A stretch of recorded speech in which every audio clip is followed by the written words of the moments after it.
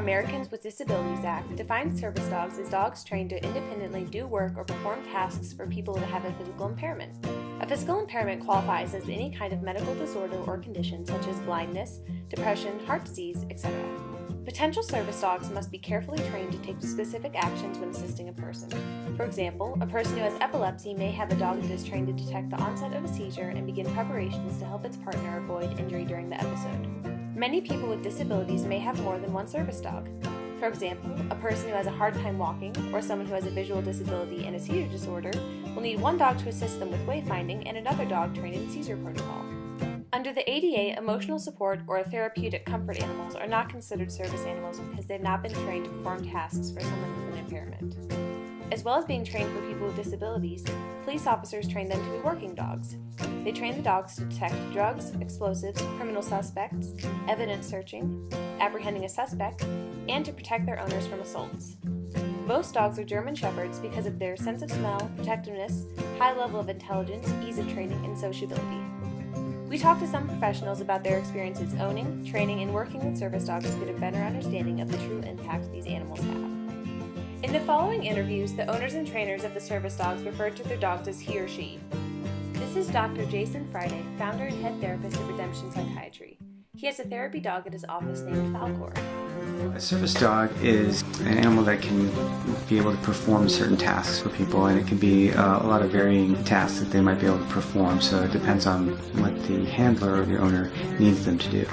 Falcor was actually bred to be a service dog. A lot of his lineage are service or therapy animals, and so what we had to do was to get in some specialized training. Usually training starts no sooner than 6 months, but many dogs start training at 1 year, and they have to go through several courses of training in order to pass the test. And so we interviewed a few different trainers to find somebody that we felt comfortable with, that would be able to complete the training and perform the test. And we chose Top Dog, and so he did several rounds. He would go for a month at a time and then come back home for a couple weeks and then go back. And when he was away at the training at the boarding center, he would get trained several times a day, usually at the beginning short training sessions to keep his attention span, and maybe like 15 or 20 5-minute sessions. And then the sessions got longer over time as they taught him different techniques. Then I would go to the training center and work with him for once a week while he was at the training center. When he came home for the 2 weeks, we had to take whatever he was learning and then put it into practice. Falcor gets a lot more attention sometimes than I do. They'll come and people will tell me that they're here to see Falcor and how much he's helped them through the tough times and through getting being able to be part of their treatment process, and how wonderful it's been that they can come and they know that they're going to enjoy that interaction very much.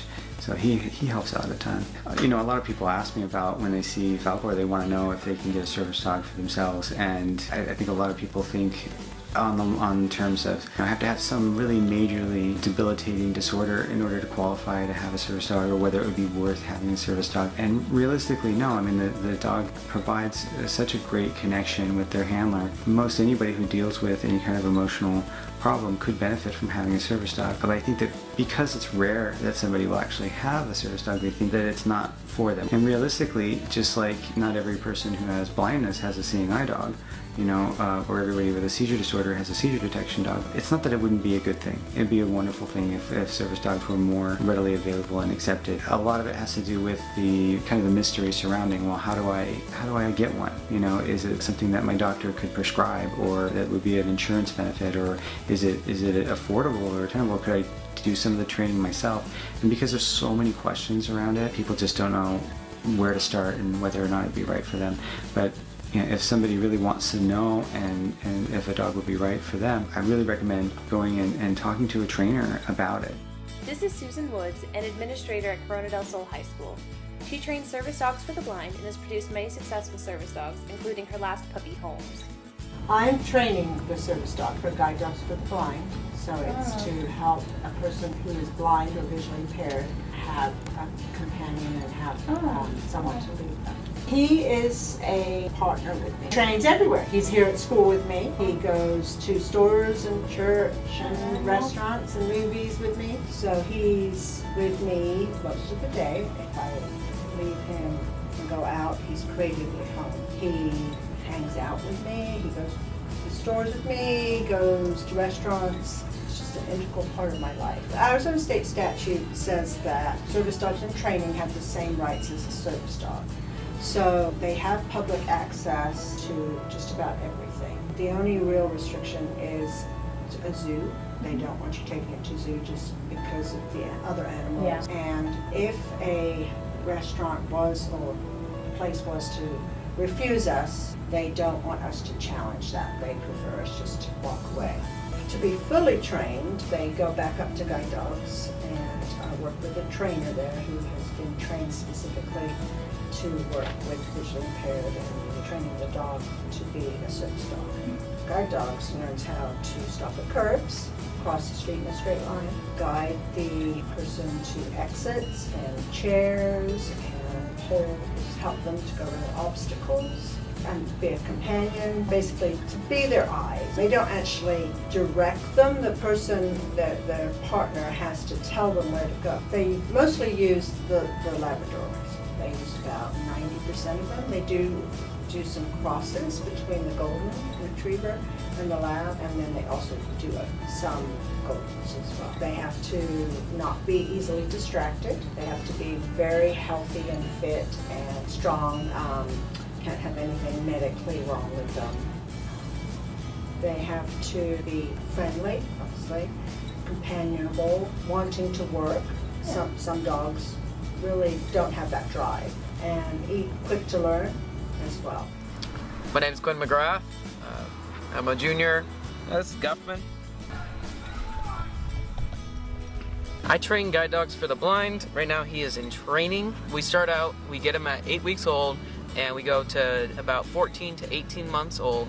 Then he goes back to what we call school, and he goes through phases, like little finals. So if he passes them all, he becomes a true service animal. Once he graduates, he gets to go meet his first blind person. He will have his first harness on, and everything will be brand new to him, but yet his training will be the same. He will basically guide the person through their everyday life. If you ever see a blind person walking down the street, you see a cane sometimes. This is a much better form of a cane. They are able to detect sound, lights. The blind person can teach them like which way to go, like left or right. They know certain routes. They can detect danger and get the person out of there immediately. If they do well on their test, they can lead a guide, or we do something called a career change. That's for if something doesn't meet up to par, but they're really good dogs. So they can go into dogs for diabetics, they can go into therapy dogs, and if they can't make it to any of those, they come back to us and we adopt them back into our home. Charger is a golden retriever that I trained between 2015 and 2016. Sadly, he did not make it through the program, but he became my own personal dog. This event that we're about to go through is just basically one of our training nights. Learn new things, see what your dog can do. This week we are going to the light rail. We're going to go ride the light rail for over 10 miles. We're going to train the dogs to sit on a train or a moving vehicle just fine. They don't move, and they can live everyday life with the public.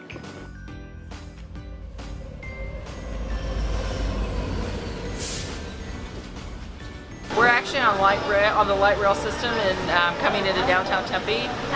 We're doing public transportation because a lot of visually impaired people, that's how they get around. They use public transportation. So it's important our dogs learn to ride comfortably and appropriately in this environment. We also want to see if the dog's comfortable doing it. So if not comfortable, it's not appropriate for us to force them to do something that they're saying I can't do. So that's important. Coming down to Tempe, there's a lot of different street vendors, there's a lot of different characters in the downtown area, so they're getting some nighttime traffic. Sound is different off the buildings in downtown, so we get to see a variety of different behaviors in the dogs coming into this type of environment. So meetings like this, where we have analogy and work on public transportation, that's one of our training meetings. My name is Sandy Ellsworth. I'm the community field representative for Guide Dogs for the Blind. I've actually trained 31 guide dog puppies. Some are working, some are pets, and some I've been training long enough that some are even gone. It's my dream job. I love it. I read a book when I was in 4th grade called Follow My Leader about this school. And after years of working in veterinary medicine and different things, I got a chance to work for guide dogs. What we do is we train the raisers prior to receiving guide dog puppies from us. So they go through a 3-month training period where we're working with them with the current dogs that we have. Once they go through a home visit and that type of training, we set them up to do puppy sitting prior to receiving their own puppy, and then it's hands-on work with them throughout the time they have the dog in their home. I'm Alexis Tanner. This is Cheerio, but my dog's name is Seeker, and he's somewhere around here. We did a little puppy trade. Joan Elliott. This is Chola. She belongs to another raiser, but we're switching dogs tonight to get the dogs used to different people. My name is Fletcher. This is Nero. My dog's name is Tofu. Rebecca Skidmore. This is Jackie. Isaac Skidmore. This is Nero, but my dog's name is Chalin. He's somewhere over here. My name is Brad. This is Lantern. My name is Becca. My dog's name is Camden. This is Prentice right here. Well, I teach him obedience, so like the sit down, stay, and he actually goes to the bathroom on command. He goes to high school with me. He is my best friend, so it's been great having him around every day with me. And he's in my daily routine, that's for sure. So we'll take them on walks. Just kind of depends on what we're up to. They just kind of follow us and become a part of our lives. So if we're going out to eat and the dogs come with us, and that'll just kind of become part of their training. They just have to get used to being social scenarios and just being good dogs and being able to relax anywhere. The kibble, it helps them stay focused, and it's a positive reinforcement reward. So that means when they do something good, they are rewarded with a piece of kibble, so they know that they're doing something good with good behavior. We use positive reinforcement, so instead of like dog treats or anything, we just use dog food. They still love it. They're still getting a little food that they like, and whenever they do something nice, he always responds positively to it. So a service dog, there's many jobs for service dogs, but specifically for guide dogs for the blind, they're going to be paired with someone, and it's going to change their life. So they're going to be the eyes of someone one day. I think it's really cool that we get to train dogs that will go on and help someone who's blind. I think it's just a cool opportunity to help dogs do something for the better, because they're such wonderful breeds, cool animals. This one just seemed like it was one of the best out of the guide dogs. It's like they just treat their dogs really well, and we want to be a part of it. Honestly, I've gained so much, I've gained a little bit of everything. I've learned how to take care and raise a dog on my own. I've gained responsibility skills, everything. Pretty much has benefited me all around. So. This leash is a antenna, or an umbilical cord we call it. My feelings go straight to him, and his feelings go straight to me. It's basically we egg each other on, or we calm each other down. If you see a service dog in public, you don't go and immediately pet them. I would ask the person first, but if you ask the person, we will say yes. But if you ever see a dog in like a harness or the word canine unit on the side, I would highly advise not to go touch them. Always just respect the owner, respect the dog. If they have a vest and you really want to pet it, ask the owner. Chances are that if they are invested and they are working, they'll probably say no, but just respect. A properly trained service dog is a crucial part for a person who has a disability who they can help. It's important to respect that when you see a service dog and not try and pet them or distract them when they're working. So just the other day, it was the first day I brought him to school actually. Him and I were going down the stairs. He was working just fine, and a person did not see him since he is black and the stairs are pretty dark. He got kicked in the butt and he started tumbling down the stairs, and the person was all apologizing. He just looked at me like, oh, okay. One of my favorites is there's this one time, he's really young. We're taking him out on a walk, and he kind of dipped his head for a second. We didn't think he got anything. So he just kind of keeps going like he didn't do anything. He probably opened his mouth a few moments later and there's just a little french fry just sitting on his tongue. Didn't eat it, just wanted it in his mouth. Okay, yeah, that's not allowed. They're all different. Some you bond with better than others. Our last dog, Holmes, was just a great all-round dog, and we really enjoyed him. He will be remembered, I think, for going down the slide at a pool party. He followed a young child up to the top and got to the top and just went straight down into the pool, and he really hates water. He hates the pool. There were people in the pool who helped guide him out to the side, but he was just panicked. Look on his face when he did that was just hilarious. Once they actually do graduate, we go up and we see the graduation and we meet the person that they're going to for the first time. And to be quite honest, I don't know who's crying more, is it us or them, but I feel really happy that a dog that has been well trained goes to a person that really needs them. We have the opportunity, if they graduate as a guide, to travel to guide dogs and be part of the graduation ceremony there. So we meet the dog's partner. We get to sit down and talk with them, find out about their life and just how our dog's done in training with them. Some of them keep in contact with us and some of them don't. In the graduation ceremony, we actually present the dog again to the visually impaired person and get to share that time with them. It just makes it all worthwhile. It's taken a lot, but I'm glad where we are. I'm really happy that have done this in my life. I am Sergeant Bianco with the Phoenix Police Department. I've been in the Phoenix Police Department for almost 27 years now, and I've been in the K-9 unit for 13 years. You know, I started my career, like I said, 27 years ago, and in police work in general, there's just so many different things you can take. You can go into administrative stuff, you can go into investigative stuff, you can go into traffic enforcement, you can go into tactical stuff, and I think as a 21-year-old kid when I started this job, all I knew is I wanted to be a cop. I didn't know really what I wanted to do when I got there, and I spent some time there, and you see the function that those dogs perform and what they provide. When I say they, the handlers and the team in general, the dog and the handler together, what they provide to the rest of the police officers out there. I mean, we'll just never really truly know how many lives, officers' lives, or injuries they prevented, just because that dog's going to give you a change of behavior. He's going to show you a change of behavior, and all of a sudden we can go, hey, the guy we're looking for is going to be up here, so he kind of puts everybody on notice and, hopefully keeps them safe. And I enjoy the tactical side of police work, and the K-9s are typically part of that, and I enjoy that part of police work. Just the greatest job of the police department, in my opinion. Our dogs, the police service dogs, they actually train almost their entire careers. But I can break that down for you into, we initially purchased the dog. Myself and some of the other trainers from the Phoenix Police Department will travel to vendors throughout the United States to test dogs. We'll test several dogs just to find the right one or two or three, depending on how many dogs we're replacing. They pay a decent amount of money for these dogs. And the return on investments, we definitely win in that scenario. So yeah, I guess we do adopt them in a sense. And we buy them, they're ours. Then we start training.